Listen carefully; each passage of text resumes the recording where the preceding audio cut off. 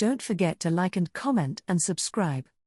Other times Justin Schneider would have stayed in his warm, lighted cabin, or mingled in the bar, but he needed some real air. He wanted to breathe the sea breeze and feel alive. Out on the stern, it was cold, wet and misty, and his companion's words were suddenly drowned out by the gargantuan blare of a foghorn. The ferry bucked in the heavy sea and he held onto the handrail tightly, gazing down nervously at the green-black waves crashing below. Justin had recognized his companion from the television. Mike Murphy, some kind of political figure, seen occasionally on tedious news clips about Ireland. A tall man with receding hair and a lean face, wearing a heavy charcoal overcoat, he'd been gazing fixedly out to sea, as if seeking answers to unsurmountable problems. In life, though, he seemed a different man, animated and imaginative. "Would you look at the waves now?" Murphy was saying. "The power of a wave, it's something. 36 kilowatts of power potential per meter of wave crest. But how would you harness the power of these waves, for example?" Justin asked, gesticulating downwards. "Well, that's for the good Lord to tell us and for the boffins to pay good heed to," Murphy laughed. "But look how they've extracted gas and oil from the seabed." He winced as a spray of salty water splashed over them both. "And what, pray, brings you to this cold, damp spot, when you could be warm inside, watching the football on the big screen?"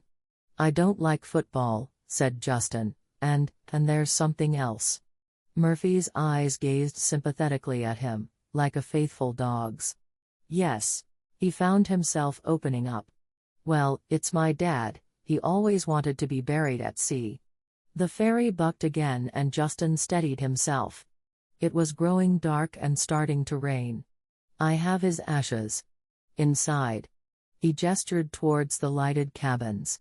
"Now's as good a time as any," said Murphy. "Well, I was hoping for some sunshine." Murphy pulled his overcoat tight against the wind. He had a persuasive, easygoing manner. "There's no time like the present. Just wait for a lull in the wind." He smiled. Justin hesitated. Perhaps Murphy was right. He reasoned he could scatter the ashes in the presence of, well, a kind of celebrity. That would make a more memorable sending off. Perhaps Murphy would even say a prayer. He went down the deck, balancing carefully against the rocking of the ferry. Inside he caught sight of a television screen, stopping him dead in his tracks. A group of football fans sat watching a news bulletin featuring a shockingly familiar face. He opened the door and listened, stunned, and it's been announced that Councillor Michael Murphy is being sought for questioning into the murder of a Catholic, Father Patrick O'Connor, in 1975.